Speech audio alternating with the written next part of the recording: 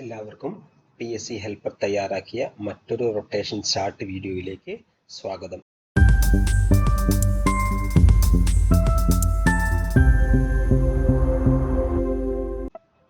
ഇന്ന് നമ്മൾ Kerala bank clerk cum cashier വിഭാഗത്തിലെ പാർട്ട് 2, അതായത് സൊസൈറ്റി കാറ്റഗറിയിലുള്ള റാങ്ക് ലിസ്റ്റിനെ ബേസ് ചെയ്തുകൊണ്ടാണ് റൊട്ടേഷൻ ചാർട്ട് തയ്യാറാക്കിയിരിക്കുന്നത്. അതിൻ്റെ കാറ്റഗറി നമ്പർ 064/2024, അതായത് ഇത് പാർട്ട് 2 ആണ്, സൊസൈറ്റി കാറ്റഗറിക്കുള്ളതാണ്. മറ്റൊന്നുള്ളത് പാർട്ട് 1 ആണ്. പാർട്ട് 1 നമ്മൾ ഓൾറെഡി ഈ ചാനലിൽ അപ്ലോഡ് ചെയ്തിട്ടുണ്ട്. അതിൻ്റെ കാറ്റഗറി നമ്പർ ശ്രദ്ധിക്കുക, 063/2024 ആണ്. നമ്മൾ ഇന്ന് തയ്യാറാക്കുന്നത് പാർട്ട് 2 സൊസൈറ്റി കാറ്റഗറിയാണ്. നിങ്ങൾക്കറിയാവുന്നതുപോലെ തന്നെ 500 ഒഴിവുകളുണ്ടെങ്കിൽ 250 എണ്ണം പാർട്ട് 1നും 250 എണ്ണം പാർട്ട് 2നുമായിട്ടാണ് അഡ്വൈസ് പോകുന്നത്. അപ്പോൾ പാർട്ട് 2ന് വരുന്ന അഡ്വൈസുകളിൽ റൊട്ടേഷൻസ് എങ്ങനെയാണ് വരുന്നത് എന്നുള്ളതാണ് നമ്മൾ ഈ വീഡിയോയിലൂടെ പങ്കുവയ്ക്കുന്നത്. നമുക്ക് അറിയാൻ കഴിഞ്ഞിട്ടുള്ളത് ഇപ്പോൾ ഏകദേശം 207 ഒഴിവുകൾ പാർട്ട് 2 സൊസൈറ്റി കാറ്റഗറിക്ക് വന്നിട്ടുണ്ട് എന്നുള്ളതാണ്. പാർട്ട് 1നും ഏകദേശം 207 ഒഴിവുകൾ റിപ്പോർട്ട് ചെയ്യപ്പെട്ടിട്ടുണ്ട്. ഇനി നമുക്ക് നേരിട്ട് നമ്മുടെ റൊട്ടേഷൻ ചാർട്ടിലേക്ക് വരാം. എങ്ങനെയാണ് റൊട്ടേഷൻസ് പോകുന്നത് എന്നുള്ളത് നമുക്ക് നോക്കാം. മറ്റൊരു പ്രത്യേകത, ഇത് ആദ്യത്തെ റിക്രൂട്ട്മെന്റ് ആയതുകൊണ്ട് തന്നെ റൊട്ടേഷൻ 1 OC എന്നുള്ള ഇതിലായിരിക്കും സ്റ്റാർട്ട് ചെയ്യുക. 1, 2, 3 എന്നുള്ള റൊട്ടേഷൻ ചാർട്ട്, PSCയുടെ റൊട്ടേഷൻ ചാർട്ടിന് അതേ രീതിയിലായിരിക്കും സ്റ്റാർട്ട് ചെയ്യുക. തൊട്ടു മുന്നേ അഡ്വൈസ് പോയിട്ടുണ്ടെങ്കിൽ ആ അഡ്വൈസ് പോയത് ഏത് റൊട്ടേഷനിലാണോ അതിന്റെ കണ്ടിന്യൂഷൻ ആയിട്ടായിരിക്കും പുതിയ അഡ്വൈസ് പോവുക. എന്നാൽ ഇത് ആദ്യത്തെ റിക്രൂട്ട്മെന്റ് ആയതുകൊണ്ട് തന്നെ റൊട്ടേഷൻ 1ലായിരിക്കും സ്റ്റാർട്ട് ചെയ്യുക. ഇനി നമുക്ക് നേരിട്ട് നമ്മുടെ റൊട്ടേഷൻ ചാർട്ടിലേക്ക് വരാം. നമ്മുടെ റൊട്ടേഷൻ ചാർട്ടിൽ ഒന്നാമത്തെ കോളത്തിൽ കൊടുത്തിരിക്കുന്നത് റാങ്ക് ലിസ്റ്റിന് റൊട്ടേഷൻ പ്രകാരമുള്ള റാങ്ക് ആണ്. രണ്ടാമത്തെ കോളത്തിൽ കൊടുത്തിരിക്കുന്നത് ഏത് റൊട്ടേഷനാണ് വന്നിരിക്കുന്നത് എന്നുള്ളതാണ്. മൂന്നാമത്തെ കോളത്തിൽ അത് സപ്ലിയിൽ നിന്നാണോ അല്ലെങ്കിൽ മെയിൻ ലിസ്റ്റിൽ നിന്നാണോ വന്നിരിക്കുന്നത് എന്നുള്ളതും. നാലാമത്തെ കോളത്തിലാണ് നമ്മുടെ റാങ്ക് ലിസ്റ്റ് പ്രകാരമുള്ള നിങ്ങളുടെ റാങ്ക്. ഉദാഹരണത്തിന് 44 റൊട്ടേഷൻ STക്ക് വരുമ്പോൾ അത് സപ്ലിയിൽ നിന്നുള്ള ഒന്നാമത്തെ റൊട്ടേഷനാണ് വരിക. അതുപോലെ അഞ്ചാമത്തെ കോളത്തിൽ നിങ്ങളുടെ കാസ്റ്റ്, 6ൽ നിങ്ങളുടെ ഡേറ്റ് ഓഫ് ബർത്ത്, 7ൽ നിങ്ങളുടെ പേര് എന്നിങ്ങനെയാണ് കൊടുത്തിരിക്കുന്നത്. സപ്ലി ലിസ്റ്റ് എന്നാണെങ്കിൽ നമ്മൾ പ്രത്യേക കളർ കോഡ് കൊടുത്തിട്ടുണ്ട്, റെഡ് കളറിൽ കാണിച്ചിട്ടുണ്ട്. ഉദാഹരണത്തിന് ഇത് 110 EWSന്റെ റൊട്ടേഷൻ സപ്ലി ലിസ്റ്റിൽ നിന്ന് ഒന്നാമത്തെ സപ്ലി ലിസ്റ്റിൽ നിന്നാണ് വന്നിരിക്കുന്നത്.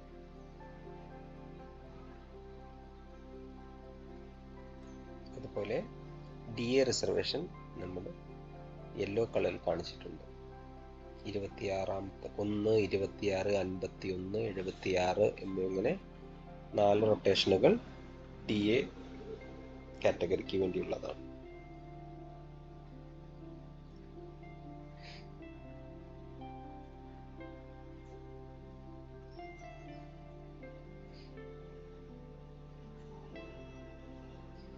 ഏകദേശം 167 ആകുമ്പോഴേക്ക് തന്നെ EWS കാറ്റഗറിയുള്ള എല്ലാവരും മെയിൻ ലിസ്റ്റിൽ നിന്നും സപ്ലൈ ലിസ്റ്റിൽ നിന്നും പോയി കഴിഞ്ഞിട്ടുണ്ടാകും. അതുകൊണ്ട് തന്നെ ഈ വിഭാഗം അടുത്ത റാങ്ക് ലിസ്റ്റിൽ നിന്നും ക്ലിയർ ആവാൻ വേണ്ടി ഒരു TPO ആയി പെൻഡിങ് ആയിരിക്കും. അതുപോലെ ST വിഭാഗത്തിലും ആൾക്കാരില്ലാത്തൊരു സാഹചര്യം വരും. പെട്ടെന്ന് തന്നെ ഏകദേശം 187 ഒക്കെ ആകുമ്പോഴേക്ക് തന്നെ ST വിഭാഗത്തിൽ ആരുമില്ലാത്തൊരു സാഹചര്യമുണ്ട്.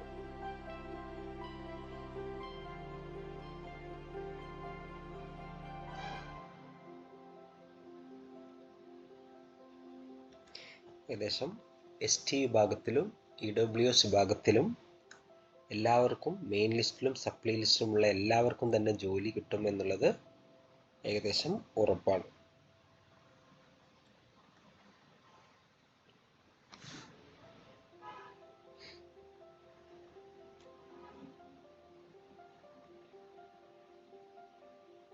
അതുപോലെ തന്നെ മുസ്ലിം വിഭാഗത്തിലും സപ്ലിയിൽ നിന്ന് പെട്ടെന്ന് തന്നെ വരുന്നതായി കാണുന്നുണ്ട്.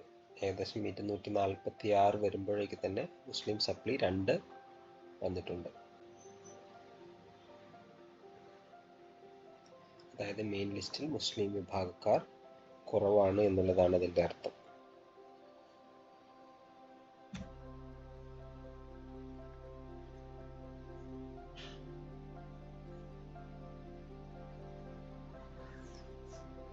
സപ്ലി ലിസ്റ്റിൽ നിന്നും പെട്ടെന്ന് തന്നെ പോയി തുടങ്ങുന്ന മറ്റൊരു വിഭാഗം LC കാറ്റഗറിയാണ്.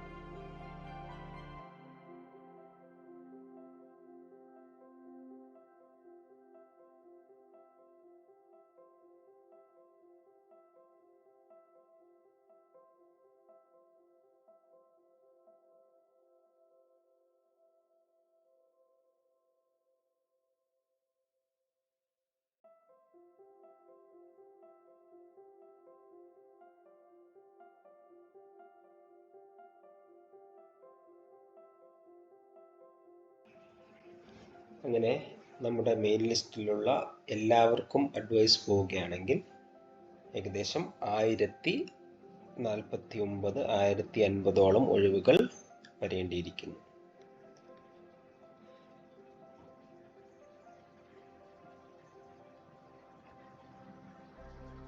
മെയിൻ ലിസ്റ്റിൽ 882 പേരാണുള്ളത്.